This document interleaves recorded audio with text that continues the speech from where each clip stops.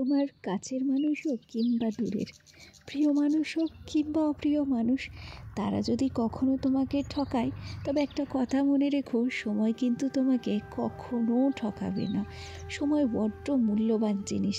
একটা কথা মনে রাখতে হবে যে আমাদের যতটুকু প্রাপ্য কিংবা আমাদের ভাগ্যে যতটুকু লেখা আছে, দেরিতে হলেও কিন্তু ঠিক ততটুকুই আমরা পাবো।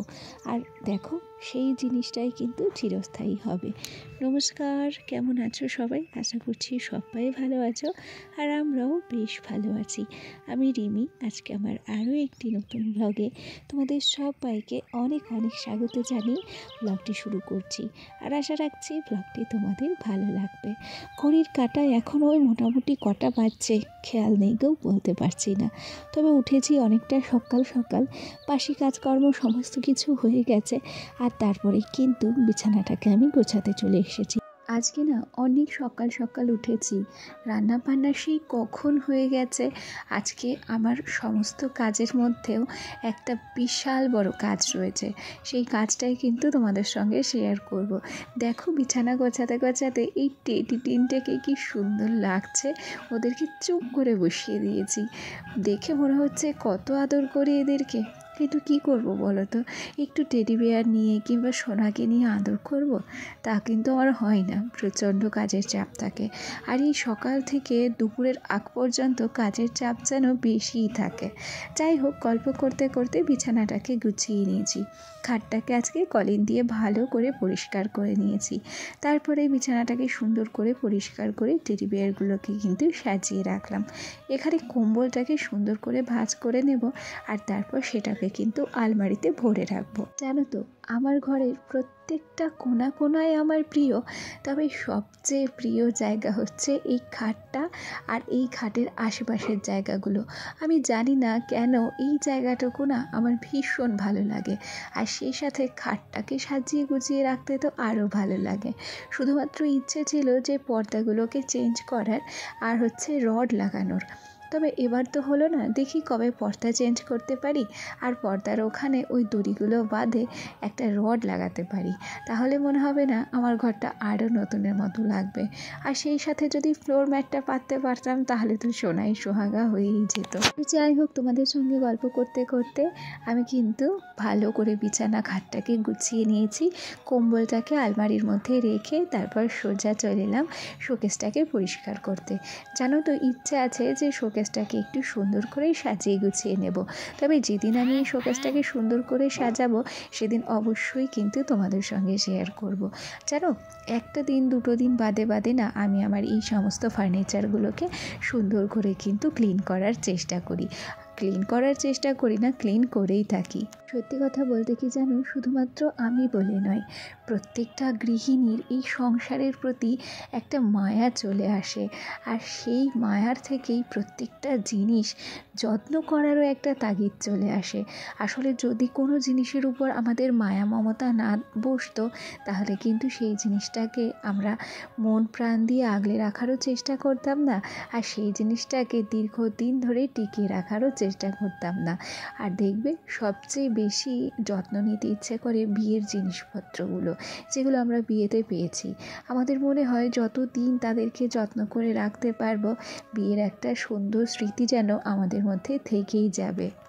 খাট বলো, শোকেস বলো, আলনা বলো, সমস্ত কিছুই তো আমাকে বিয়েতে দিয়েছিল। জানো, আমার বিয়ের সময়, আমার বিয়ের দিন যেদিন ফার্নিচার কিনতে যাবে, সেদিন আমাকে ডেকে জিজ্ঞাসা করা হয়েছিল যে তোর ফার্নিচারগুলো কী কালারের নেব। তখন আমি বলেছিলাম যে আমার ফার্নিচারগুলো পিঙ্ক কালারের নিতে। সেই জন্য দেখেছো, আমার আলনাটা আর আমার শোকেসটা দুটোই কিন্তু পিঙ্ক কালারের। তবে এই যে টেবিলটা দেখছো, এটা কিন্তু পিঙ্ক কালারের হয়ও না, তবে এইটা না বুদ্ধি করে একটা সুন্দর কাঠ কালারে নিয়ে এসেছে। সত্যি বলছি, আমার এই চেয়ারগুলো আমার ভীষণ পছন্দ হয় জানো, আর এগুলোকেও কিন্তু আমি বেশ যত্ন করে রাখি। মাঝে মাঝে এগুলোকে ধুয়ে রাখি, মুছে মুছে পরিষ্কার করে রাখি।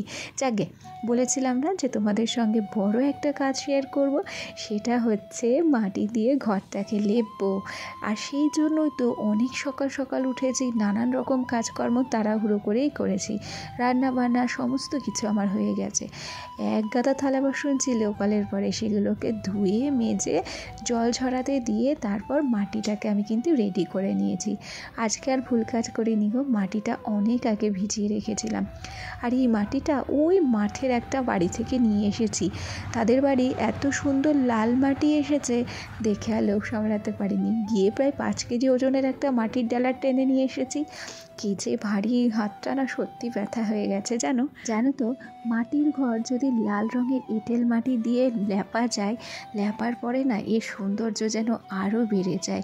মাটির ঘর লেপার পরই ঘরে ঢুকে এতটা ভালো লাগে, একদম মনে হয় অন্যরকম ফিলিংস হয়। জানো, এই লেপালেপি কখনো বাবার বাড়িতে করতাম না, আর শ্বশুর বাড়িতে এসেও অনেক দিন ঘর লেপালেপি করতাম না। তবে বর্তমানে এই ঘরটাকে লেপে পুছে পরিষ্কার করার দায়িত্বটা কিন্তু আমিই নিয়েছি। আর সত্যি বলতে কি, ঘরটাকে লেপতে না আমার ভীষণ ভালো লাগে। তাতে করে অনেকটা সময় লাগে, যেহেতু বড় ঘর, লেপতে অনেকটা সময় লাগে, কষ্টও হয়। তবে এই কষ্টটা যখন এই ঘরটা লেপার পর দেখি সুন্দর হয়ে ফুটে ওঠে, কষ্টটা যে কোথায় চলে যায়, তখন মনে হয় কি যে নিজের জিনিস, নিজের ঘরের যত্ন করার আনন্দই আলাদা। সেখানে একটু কষ্ট হলেও কষ্ট সহ্য করে নেব, তাতে করে কি হয়েছে। যাকে গল্প করতে করতে ঘরটাকে সুন্দর করে লেপে নিয়েছি।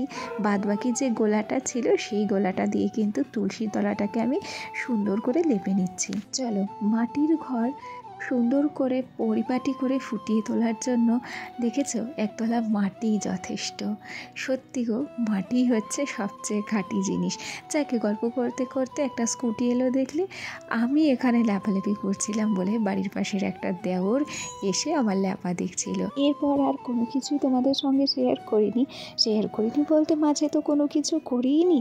লেপা পোছার পর তারপর স্নান করে নিয়েছি, আর স্নান করার পরেই চলে এসেছি পুজো দিতে। এই যে ছোট্ট কৌটোটা দেখছো, এই জারগুলো 5টা কিনেছি, তার ভিতরে একটা রেখেছি ঠাকুরের প্রসাদ বলতে এই নকুলদানা কিংবা বাতাসাগুলো রাখার জন্য। আমরা বেশিরভাগ টাইম ঠাকুরকে নকুলদানাই দিয়ে থাকি, বাতাসা খুব কম টাইমই দিয়ে থাকি।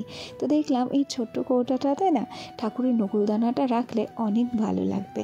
সেই জন্য 5টা জার কিনেছিলাম। প্রথমেই একটা জার ঠাকুরের জন্য রেখেছি, আর তারপরেই দেখো আমি কিন্তু ঠাকুরকে সুন্দর করে পুজোটা দিয়েও নিচ্ছি। চলো, ঠাকুর পুজো দিতে দিতে একটা কথা তোমাদেরকে বলি, যেটা না বললেই নয়। আমার যে সমস্ত বন্ধুরা প্রথম থেকেই আমার সাথে আছো, পাশে আছো, তোমাদেরকে অসংখ্য ধন্যবাদ জানাচ্ছি। আর আমার যে সমস্ত নতুন বন্ধুরা আজকে আমার ভিডিওটি প্রথম দেখছো, যদি কোনো কারণে আমার এই ছোট্ট ভিডিওটি তোমাদের ভালো লেগে থাকে, তাহলে অবশ্যই করে একটা লাইক করো, কমেন্ট করো। আর হ্যাঁ, তোমরা চাইলে আমার এই ছোট্ট পরিবারের একজন মিষ্টি সদস্য হয়ে আমার পাশে থেকে যেও। তাহলে আজ আসি, কাল আবার দেখা হবে নতুন ভিডিও নিয়ে। সবাই ভালো থেকো, টাটা।